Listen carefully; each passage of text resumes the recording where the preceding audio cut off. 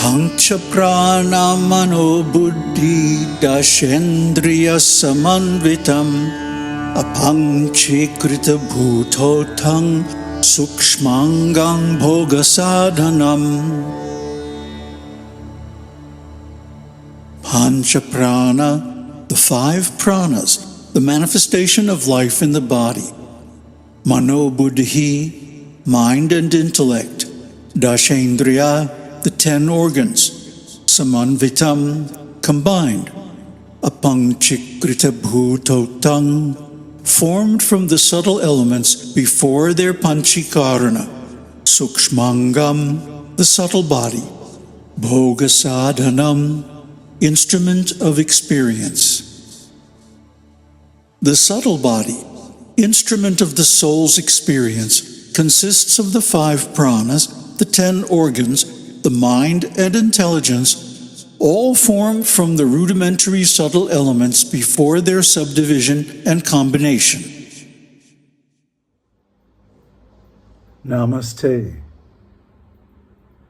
So this verse talks about the subtle body. The subtle body is made from the unmixed, pure, subtle elements before they go through their 5-fold combination, so on, and become gross. But the key word here is formed, meaning produced. That the subtle body, like the gross body, is born.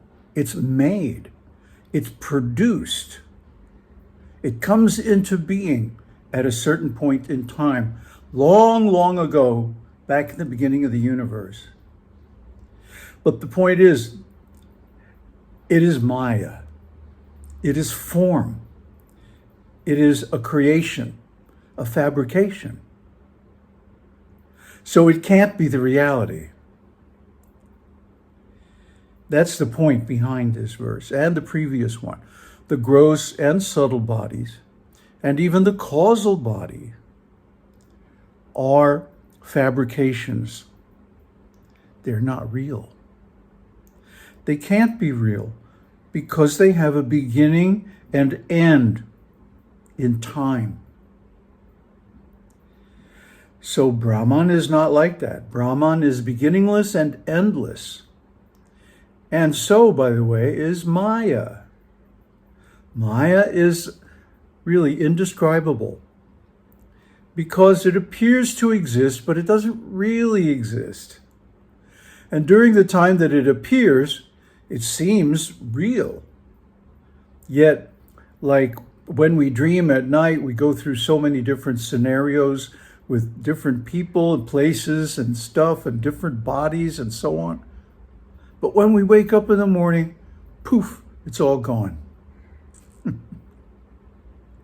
So a similar thing is regarding the material universe that seems to exist. It seems real. There are all kinds of principles like cause and effect and so on that seem to apply to it. But in reality, it's just illusion. And when we wake up from the dream of Maya, we see, oh, actually it's all unreal. This sets off something in me that I wanted to talk about for a long time, but never had the occasion. Maybe there isn't any occasion for it. Maybe it's just out of the clear blue sky. But see, it takes a real effort for me to come down to this point of explaining the different bodies and so on, like that.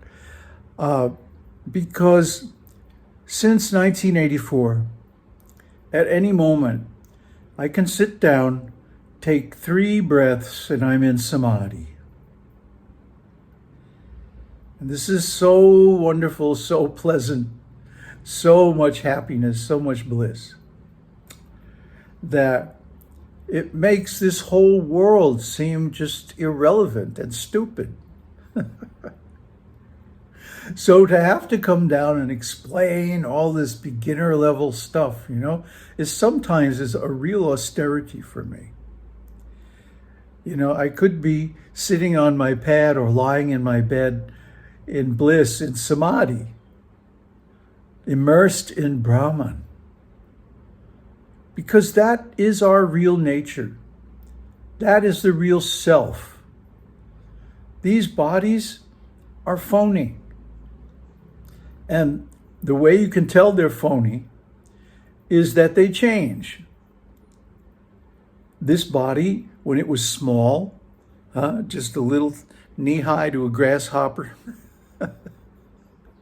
little tyke, little young rascal, had so many different features. And the subtle body was also very different, with different values and so on. And it was not concerned with the ultimate questions of life. It was just like an animal running around in Maya. But then, due to suffering, questions arose. What is this place anyway? Why am I suffering? What is going on here? And this sparks an inquiry into the nature of reality.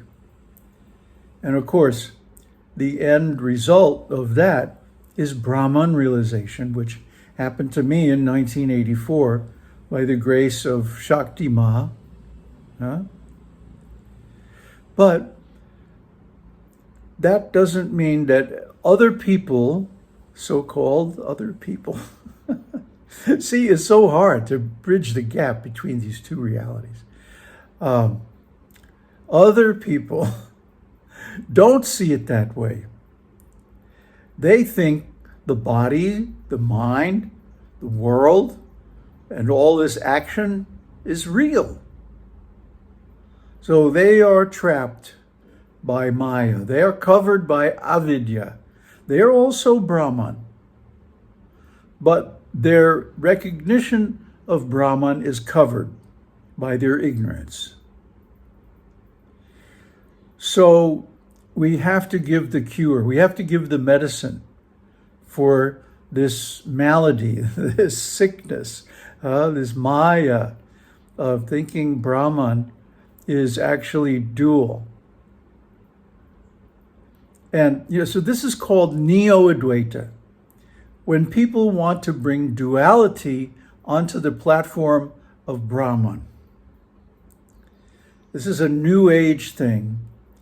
It got started back in the early days of the 20th century with the Theosophists and so on.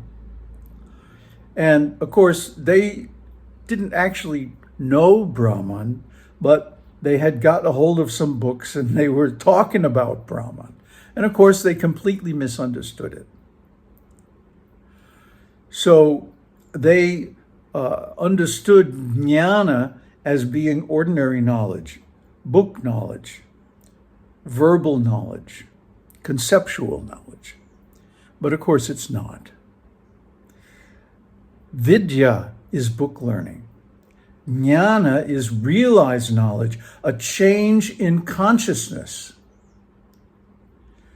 So in our ordinary life, we cycle through Jagrat, consciousness of the senses and the world, and then Svapna, dreaming consciousness, in which, by the way, the world completely disappears. And Sushupti consciousness, deep sleep with no dream, no objects whatsoever, but still conscious.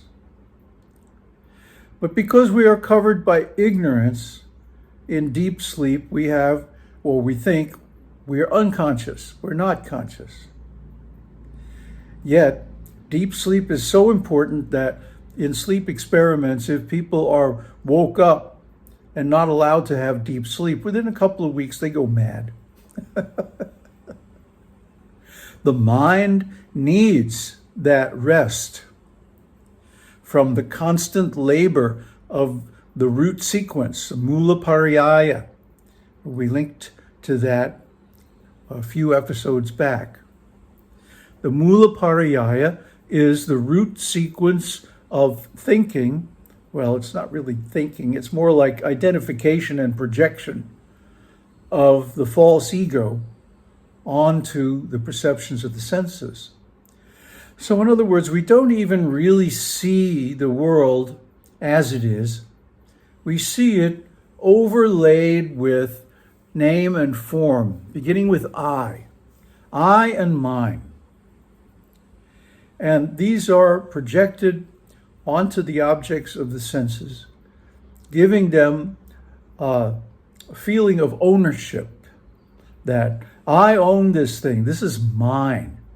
And because it's mine, I can enjoy it. And because I perceive and have and enjoy all these objects, then I must be real, right? This is the mind. See, this is Maya. This is how it works. It justifies the existence of the individual ego by projecting I and mine onto so many sense perceptions, and then saying, well, see, I have and own and enjoy all these many things, so I must be real, right? It justifies its own existence. It's a crazy kind of circular thinking. But the reality is, these objects have nothing to do with us. They are formed by Maya, just like the bodies, and moving from one body to another, even in this life, from a young to a grown up to an old to a dead body. And then the subtle body moves to a new body. And so the round of birth and death continues. But this is all Maya. It's Maya because it's all temporary.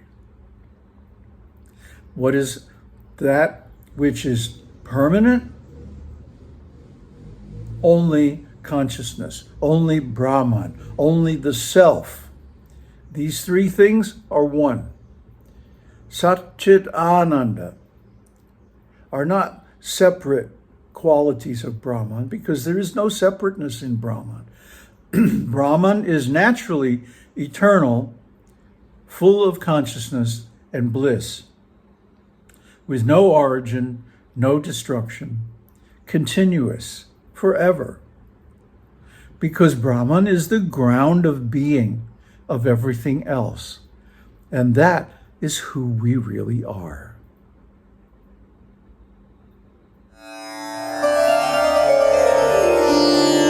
Om Tat Sat, Om Shakti Om, Om